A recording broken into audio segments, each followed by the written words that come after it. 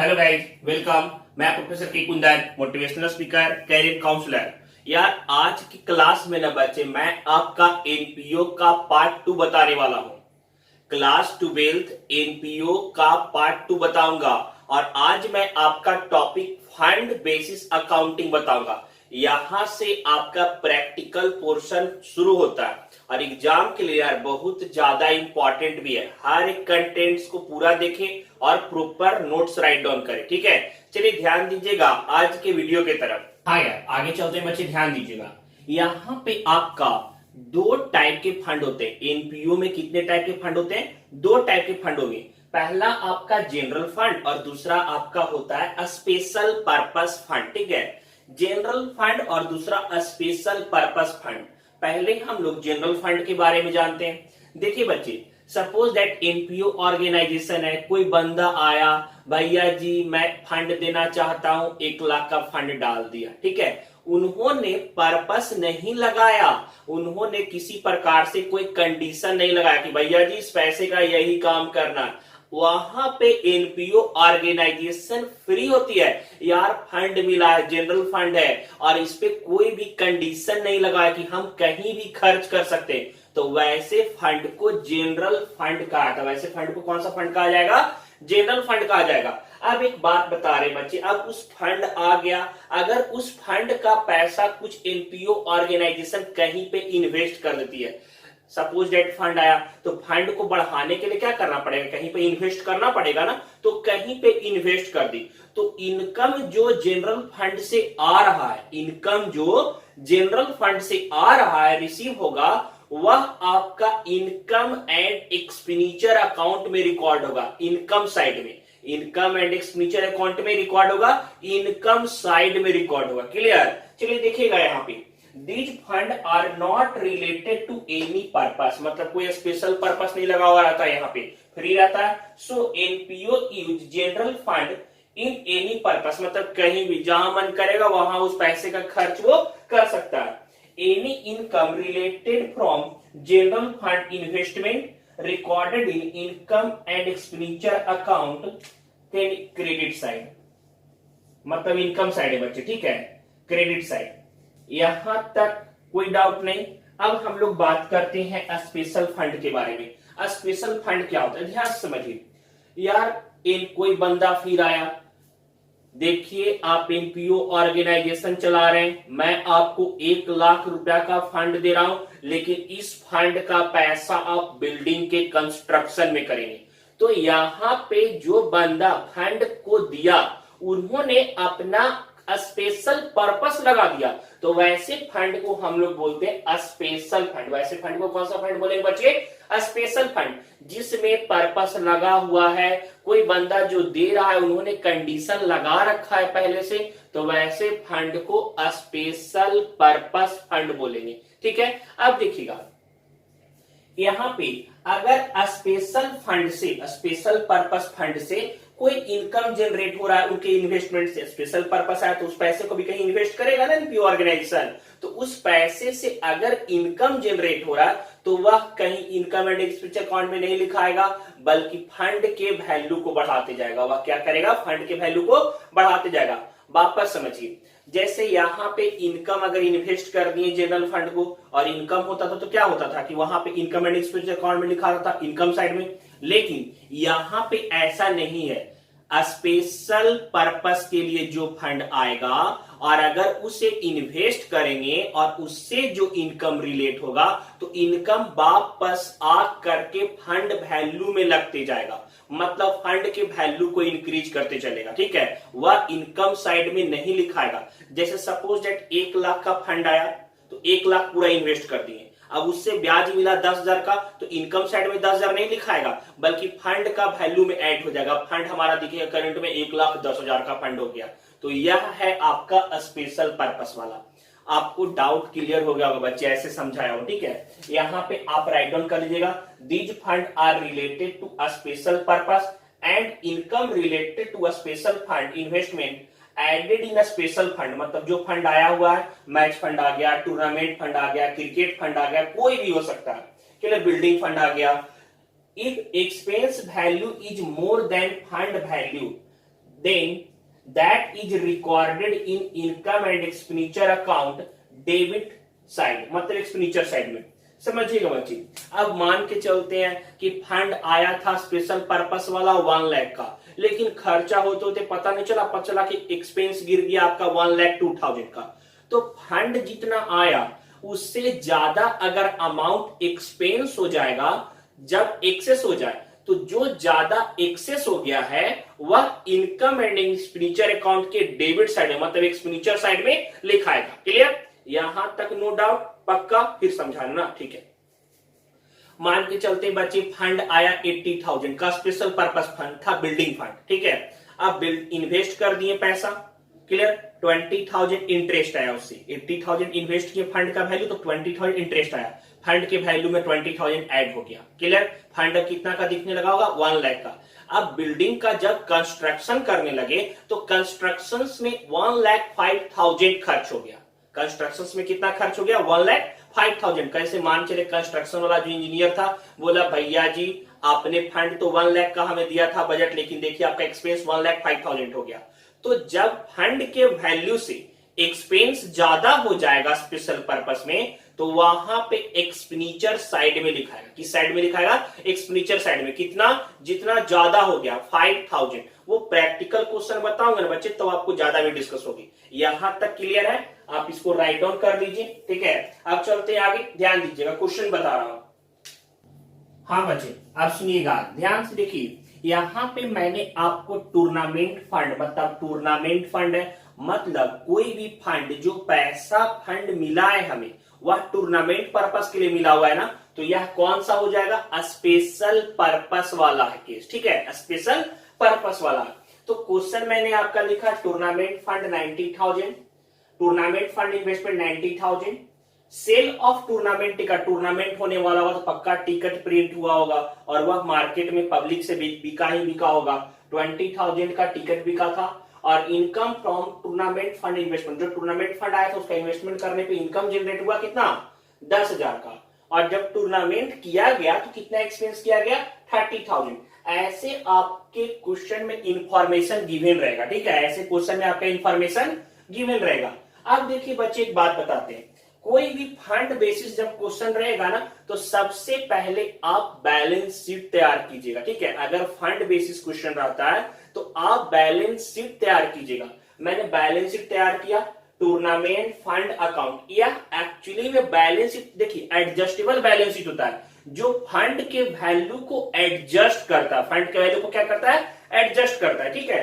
तो यहां पे लाइबिलिटीज, अमाउंट, एसेट्स और अमाउंट, यह बैलेंस शीट मैंने तैयार कर दिया। अब देखिएगा, टूर्नामेंट फंड हमारे पास 90,000 का आया, clear. Sale of tournament ticket, short में लिखे बच्चे, आप पूरा लिखेगा, सेल ऑफ टूर्नामेंट टिकट। अब समझिएगा, हम आपको अभी जस्ट बताए थे कि टूर्नामेंट फंड या स्पेशल पर्पस के फंड से अगर कोई इनकम जनरेट होगा तो फंड के वैल्यू को क्या करेगा? बढ़ा देगा। तो यहाँ पे टूर्नामेंट टिकट का जब बेचे तो 20,000 हमारा फंड का वैल्यू क्या हो गया? बढ़ गया।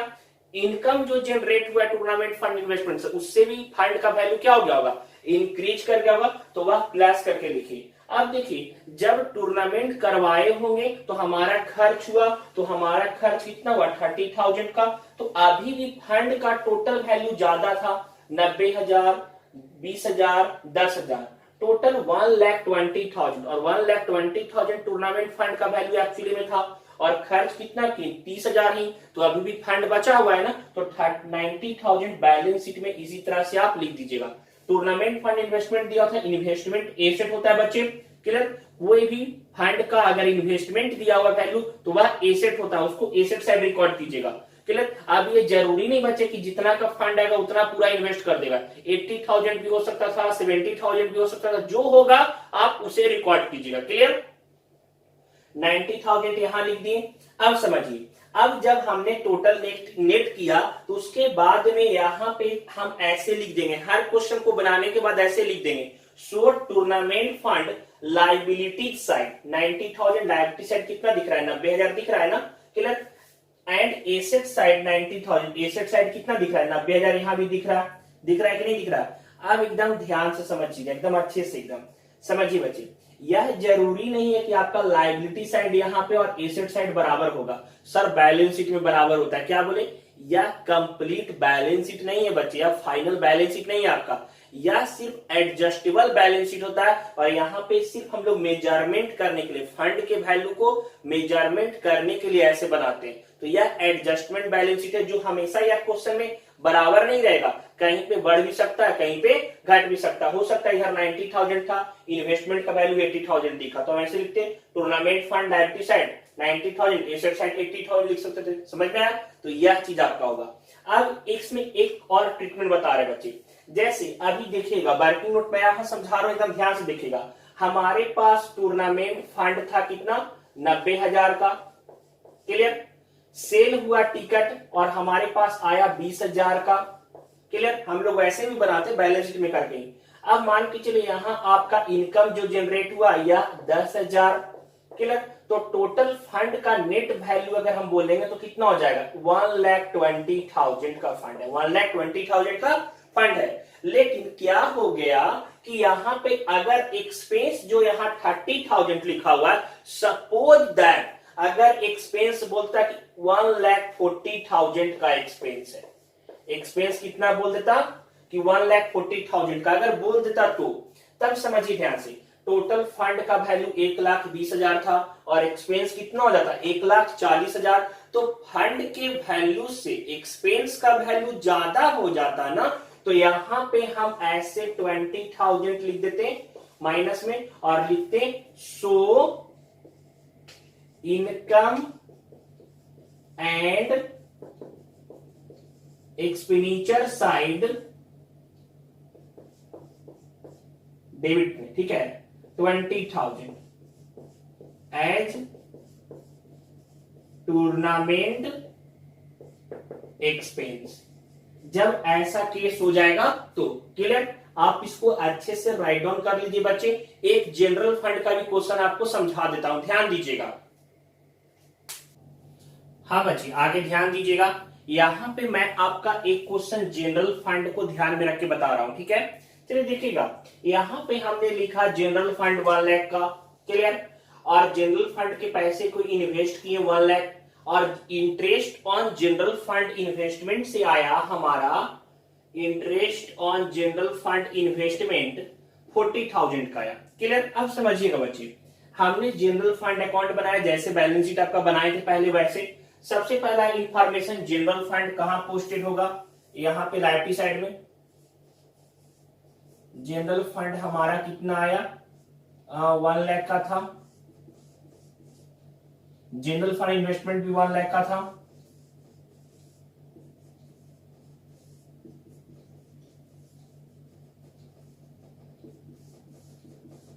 अब यहां पे अगर बात करें तो दोनों साइड आपका 1 लाख, इधर भी आपका हो जाएगा 1 लाख, ठीक है। अब समझिएगा, एकदम ध्यान से सुनिए।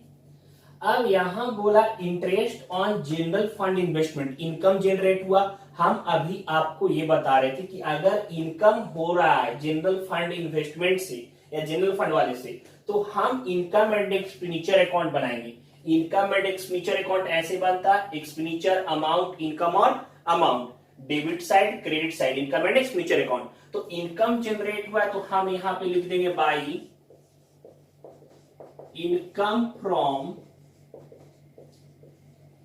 जनरल फंड इन्वेस्टमेंट, ठीक है। और अमाउंट कितना था इनकम का?